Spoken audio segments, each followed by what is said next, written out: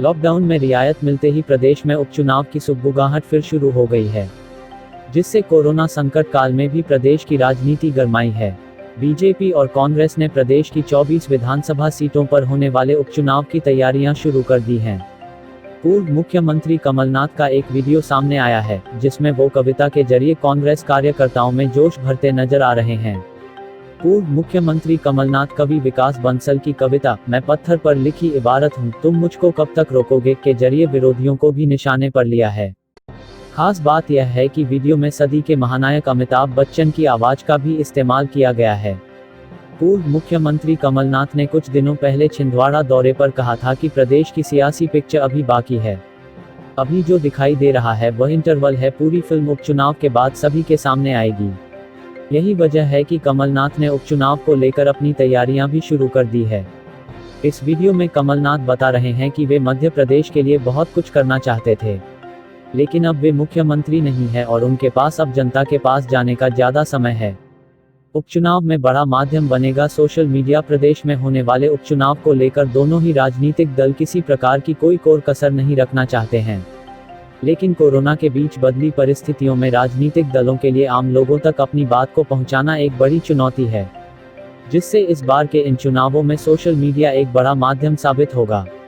बताया जा रहा है कि इस बार के उपचुनाव में सोशल मीडिया की अहम भूमिका होगी, जो काफी निर्णायक साबित हो सकती है। और अब क्योंकि मेरी सरकार नहीं रहा है और मैं कहूं कि मैं कम समय दूंगा, अब तो मैं और ज्यादा समय दूंगा। मैं पत्थर पर लिखी इबारत हूं, शीशे से कब तक तोड़ोगे, मिटने वाला मैं नाम नहीं, तुम मुझको कब तक रोकोगे।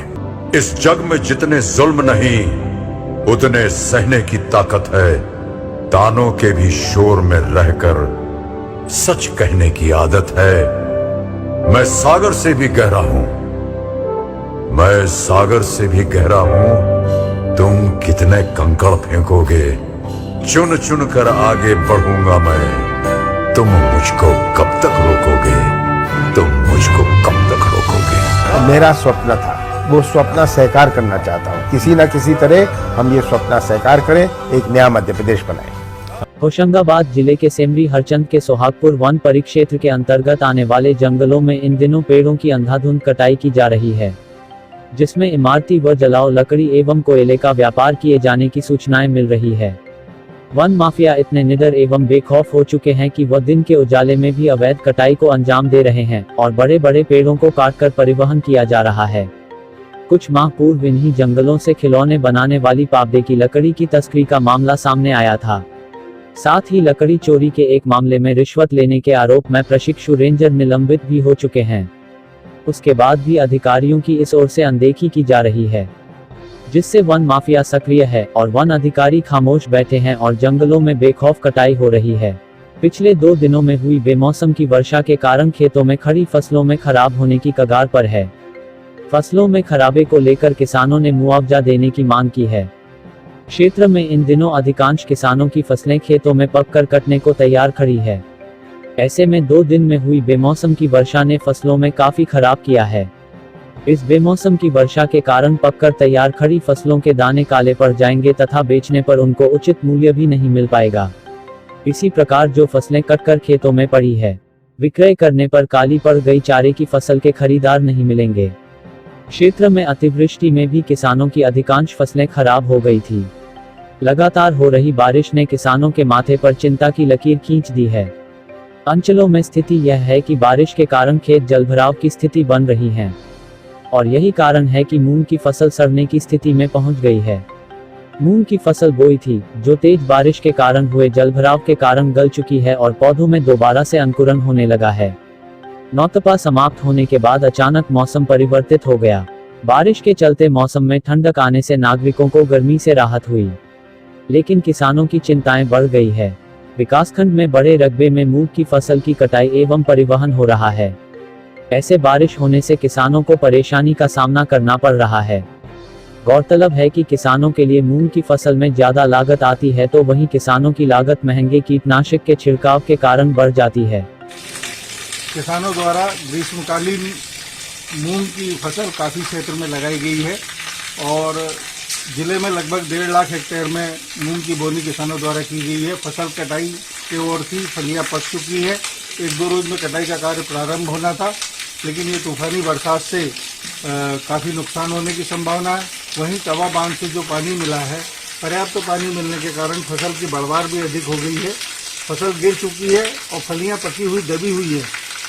कहीं न कहीं ये लंबे समय गीला बने रहने के कारण फलियों से दाना उगने की पूरी संभावना है। किसानों को भारी नुकसान हो सकता है अगर ये बरसात तेज बंद नहीं हुई तो। किसानों का मुद्दा अब जोर पकड़ते जा रहा है। किसानों के मुद्दे अब कांग्रेस भी मैदान पर उतर गई है। बुधवार को किसानों की समस्याओं के शीघ्र समाधान की मांग करते हुए एसडीएम DN सिंह को ज्ञापन सौंपा। कांग्रेस का कहना है कि मध्य प्रदेश में भारतीय जनता पार्टी की सरकार जब से आई है तभी से मध्य प्रदेश के किसानों को पुनः आर्थिक, मानसिक और शारीरिक कठिनाइयों का सामना करना पड़ रहा है। पिछली सरकार ने किसानों से वादा किया था कि मूंग के लिए नहरों में पानी छोड़ा जाएगा। पानी के कारण किसानों ने इस बार मूंग की फसल खेतों में पैदा करने के लिए लगा दी गई है। सरकार मूंग खरीदने हेतु शीघ्र ही पंजीयन शुरू करवाए।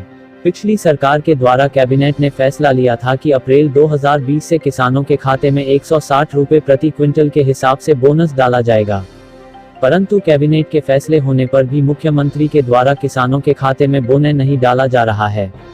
सरकार के द्वारा गेहूं के खरीदने के बारे में गुमराह किया जा रहा है।